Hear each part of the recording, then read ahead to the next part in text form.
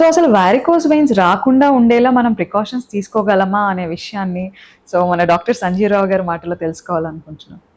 డెఫినెట్గా తీసుకోవాలమ్మా. ఎందుకంటే మన లైఫ్ స్టైల్ అనేది మార్చుకోవాలి ఇప్పటి నుంచి. అంటే ఒకే చోట ఎక్కువసేపు కూర్చోకుండా ఉండడము, హైడ్రేషన్ లెవెల్స్ మంచిగా మెయింటైన్ చేయడము, ఇతర హెల్త్ ఇష్యూస్ లైక్ డీబీటీ కానీ ఏమైనా ఉంటే ప్రాపర్గా దానికి ట్రీట్మెంట్ తీసుకుంటాము, షుగర్స్ అనేది కంట్రోల్లో పెట్టుకుంటాం, రెగ్యులర్గా ఎక్సర్సైజ్ చేయటం, ఇవన్నిటి వల్ల మనకి ఈ వారికోస్ సమస్య అనేది ఎక్కువ కాకుండా ఉంటుందమ్మా. సో వారికోస్ వెయిన్స్ గురించి మాట్లాడిన ప్రతిసారి మనకి డీవీటీ అనే పదం కూడా వినిపిస్తూ ఉంటుంది. So can you explain us sir about DVT? DVT అంటే డీప్ వీనస్ థ్రాంబోసిస్ అమ్మా. అంటే ఇప్పుడు మనం వారికోస్ వెయిన్స్ మాట్లాడుకుంటేనే సూపర్ఫిషియల్ వెయిన్స్. దీనిలో రెండో రకమైన వెయిన్స్ ఉంటాయి. అంటే కింద నుంచి చెడు రక్తం బయటకు వెళ్ళే మెయిన్ వెయిన్స్ ఉంటాయి, దాన్ని డీప్ వెయిన్స్ అంటాం.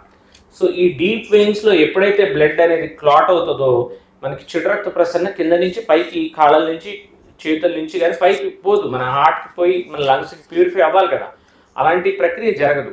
అలాంటి జరగని ప్రక్రియని మనం డీప్ వీనస్ థ్రాంబోసిస్ అంటాం. ఈ జబ్బు యొక్క డిఫరెంట్ థింగ్ ఏంటంటే మనకి ఈ క్లాట్ అనేది లంగ్స్కి మైగ్రేట్ అయ్యే ఛాన్సెస్ ఉంటాయి.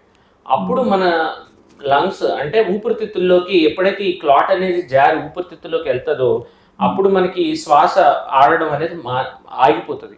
దాన్ని పల్మనరీ ఎంబోలిజం అంటాం ఆ ప్రాబ్లమ్ని. దానివల్ల మనం సడన్ గా మనకు ఊపిరి అందకపోవడం, మనిషి చనిపోవడం అనేది జరుగుతుంది. ఈ డీప్ వీనస్ థ్రాంబోసిస్ ప్రాబ్లం ఉన్న వాళ్ళు సడన్ గా ఉన్నటువంటి కాలు వాసిపోవటం, ఎర్రగా అయిపోవటం, తీవ్రమైన నొప్పితో ఉండడము, ఇలాంటి ప్రజెంటేషన్స్ ఉంటాయమ్మా. కొంతమందిలో డైరెక్ట్ గా పల్మనరీ ఎంబోలిజమే ప్రజెంట్ అయ్యి సడన్ గా ఆయాసంతో ప్రజెంట్ అవుతుంటారు, ఊపిరి అందకపోవడంతో ప్రజెంట్ అవుతుంటారు. సో ఇలాంటి వాళ్ళందరిలో కూడా మనం ఈ సిమ్టమ్స్ అయితే ఏదైతే ఉన్నాయో చూసుకోవాలి, మనం ట్రీట్మెంట్ అనేది అందజేసుకోవాలి. ఓకే.